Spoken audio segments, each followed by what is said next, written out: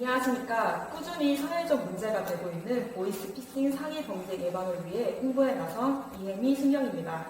보이스피싱 범죄의 경우에는 2016년 17,000여 건에서 2019년 10월 기준 31,000여 건으로 꾸준히 증가하는 추세에 있는데요. 피해액은 무려 5천억에 달한다고 합니다.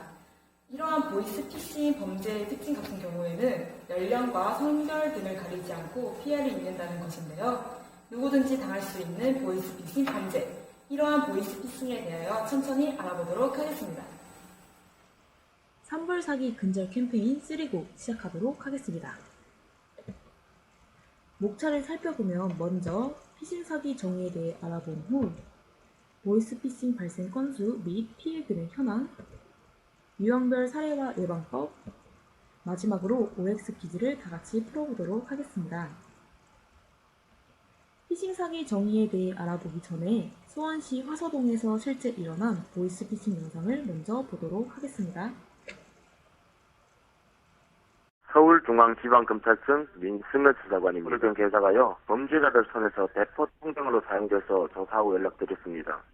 이번 본 사건은요, 국제금융사기 사건이고요.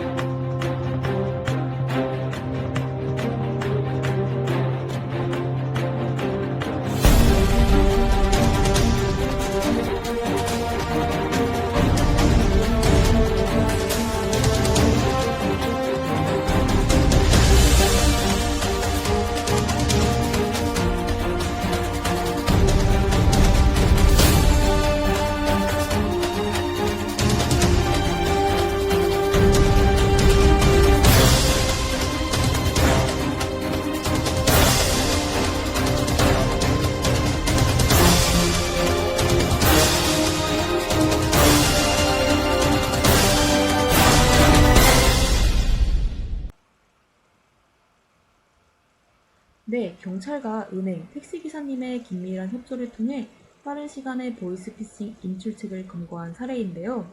저희 경찰서, 지구대에서도 평상시에 은행, 공공기관 등을 방문해 보이스피싱 예방 홍보에 힘을 쓰고 있습니다. 다음으로는 피싱 사기의 정의에 대해서 알아보겠습니다. 피싱 사기란 기망 행위를 통해 타인의 재산을 편취하는 범죄의 하나로 비대면으로 이루어지며 금융 분야에서 발생하는 형법상 사기 범죄에 해당합니다.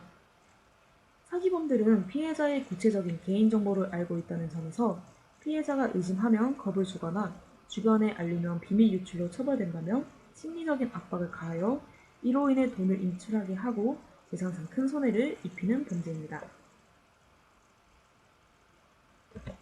앞서 말씀드린 보이스피싱 발생 건수와 피해 현황을 자세히 살펴보겠습니다.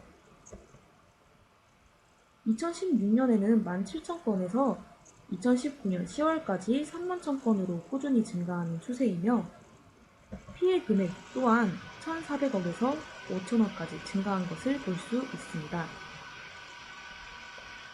다음은 20, 30대 많은 젊은 사람들이 보이스피싱 피해 같은 경우 60대, 70대에서 많이 발생할 거라 생각하는 경우가 많은데요. 실제로는 그렇지 않습니다.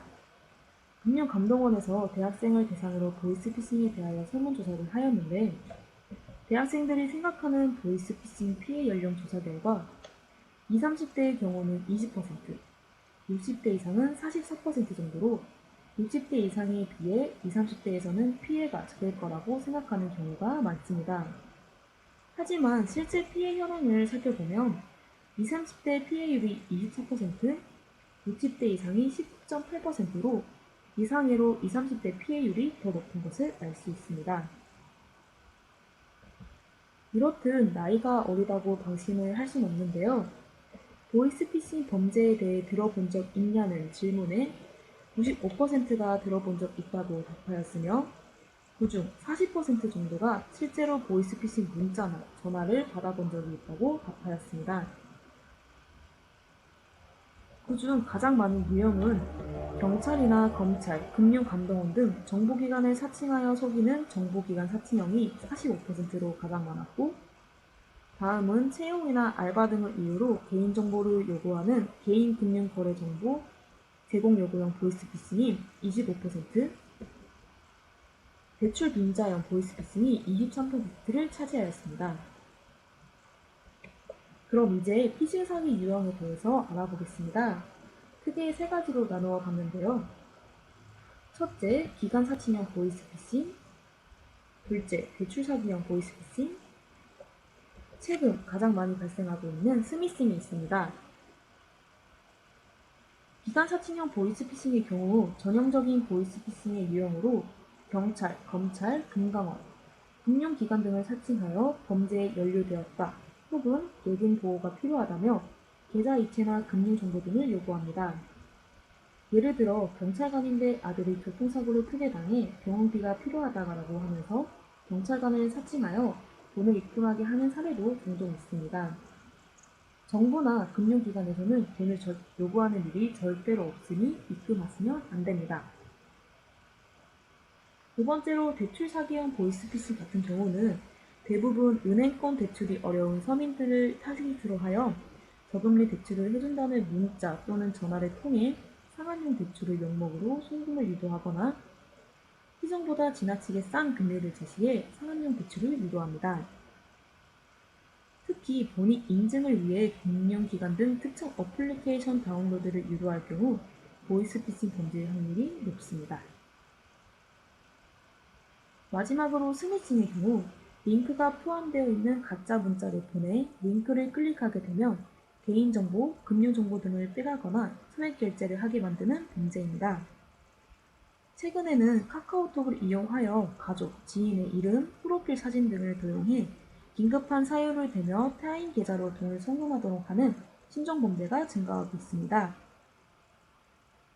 최근에도 딸이 급하게 돈이 필요하다고 하여 300만 원을 송금하였는데 알고 보니 사기범이 딸의 이름과 사진을 도용하여 돈을 요구한 것으로 300만 원을 타인의 계좌에 입금하여 피해를 입은 사례도 있었습니다. 만약 이러한 비슷한 사례를 겪게 된다면 상대방과 전화 등 목소리를 들어 확인을 하고 인터넷 해킹으로 이체를 하는 데 있어서 예금주가 자신이 모르는 명의일 경우에는 절대 송금하시지 말아야 합니다. 다음은 기관 사칭형 보이스피싱 관련 영상을 보도록 하겠습니다.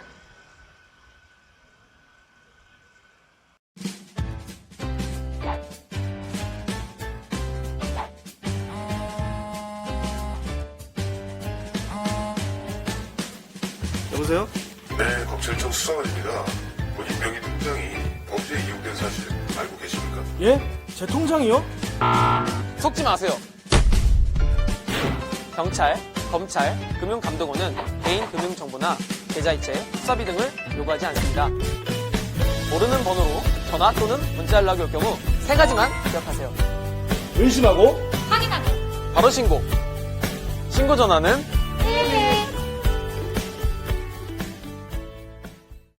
기관 사칭형 보이스피싱, 이럴 때 의심하셔야 합니다.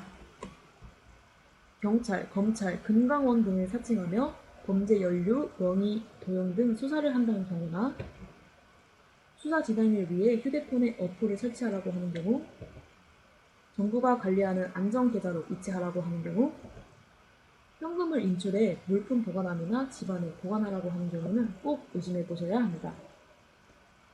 다음은 가장 중요한 예방법에 대해 알아보겠습니다.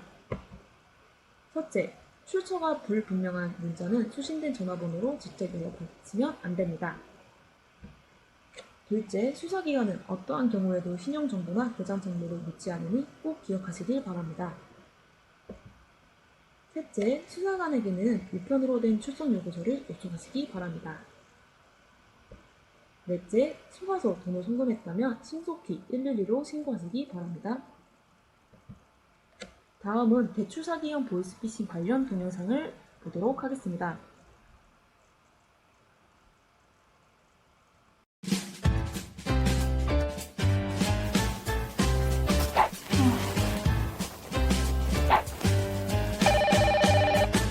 여보세요? 네, 고객님. 정부 지원 대상자로 선정되셔서 저금리 대출 가능하세요. 저금리요? 속지 마세요. 정상적인 금융기관은 대출을 명목으로 예치금, 공탁금, 수수료 등 일체의 선입금을 요구하지 않습니다. 모르는 번호로 전화 또는 문자 연락이 올 경우 세 가지만 기억하세요. 의심하고 확인하고. 바로 신고. 신고 전화는 대출 사기형 보이스피싱 같은 경우는 이럴 때 의심하세요.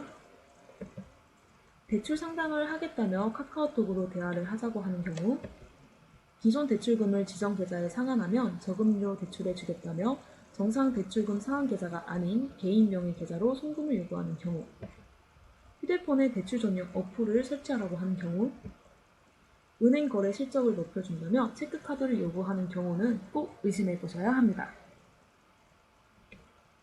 대출 사기형 보이스피싱의 경우 이렇게 예방하세요. 첫째, 모르는 전화, 문자로 오는 대출 권유는 꼭 의심하셔야 합니다. 둘째, 어플을 설치하라고 요구할 경우에는 의심해보셔야 합니다. 셋째, 신용등급을 올리기 위한 수수료, 보증비 등을 요구하면 100% 사기라고 보시면 됩니다. 네 번째, 속아서 돈을 송금했다면 신속히 신고를 하시거나 지급정지를 하셔야 합니다. 마지막으로 스미싱 범죄의 경우에는 택배 회사를 사칭한 스미싱과 경찰, 검찰 등 수사기관을 사칭한 스미싱, 최근에는 코로나 바이러스 관련한 스미싱이 많이 발생하고 있습니다. 또한 앞서 말했듯이 카카오톡으로 지인이나 가족을 사칭한 유형도 증가하고 있는데요. 화면에 보시듯 타인의 계좌로 돈을 이체해달라고 하는 경우도 있지만 상품권 등을 구입해 상품권 번호를 알려달라고 하는 경우도 있습니다. 유명 연예인인 홍석천 씨도 지인을 사칭한 신종 사기 범죄에 피해를 입었다며 SNS에 올린 적이 있었죠. 최근 가장 많이 발생하는 스미싱 범죄의 예방법을 알아보도록 하겠습니다. 첫째, 출처가 미확인 문자 메시지의 링크 주소는 클릭을 주의하시기 바랍니다. 둘째, 가족, 지인 등이 메신저를 통해 계좌 이체 혹은 상품권 결제를 요구할 경우 전화통화를 통해서 꼭 목소리를 확인하셔야 합니다. 세 번째, 알 수 없는 출처의 앱 설치는 제한하시기 바랍니다. 124 또는 통신사 홈페이지에서 소액 결제를 차단하시기 바랍니다. 마지막으로 공인인증서 PC 지정, SNS 사전 인증 등 금융회사 제공 보안 강화 서비스에 적극 가입하시기 바랍니다. 다음은 만약 보이스피싱 범죄에 피해를 입었거나 연루되었을 경우 어떻게 대처해야 하는지 알려드리겠습니다. 만약 이미 송금이나 이체를 하였다면 즉시 은행의 고객센터 112 등에 전화해 계좌 지급 정지를 요청하셔야 합니다. 그 다음은 가까운 경찰서 지구대를 방문하시거나 112를 통해 피해 사실을 신고하시고 사건 접수를 하시면 됩니다. 보이스피싱 피해 사건 접수 시 수사기관에 제출해야 하는 서류로는 타인 계좌번호가 보이는 거래 이체 내역서를 발급받아 제출하시면 됩니다. 보이스피싱 범죄의 피해가 없더라도 신고를 하고 싶으시다면 경찰청이나 금융감독원이 운영하는 보이스피싱 지킴이 사이트 혹은 인터넷 보호나라, 한국인터넷진흥원 등에서 녹취 파일 및 통화 기록 등으로 신고를 하실 수 있습니다. 다음은 OX키즈를 통해 보이스피싱에 대해 얼마나 잘 알고 있는지 알아보도록 하겠습니다. 첫 번째 문제, 금융회사는 대출 처리 비용 등을 이유로 선입금을 요구할 수 있다. 네, 정답은 X입니다. 금융회사는 대출 처리 비용 등을 이유로 절대 선입금 등을 요구할 수 없습니다. 두 번째 문제, 회사의 요구 등으로 통장, 체크카드를 양도하는 경우 형사처벌을 받는다. 네, 정답은 O입니다. 통장이나 카드를 양도하는 행위는 전자금융거래법 위반으로 형사처벌 대상이 됩니다.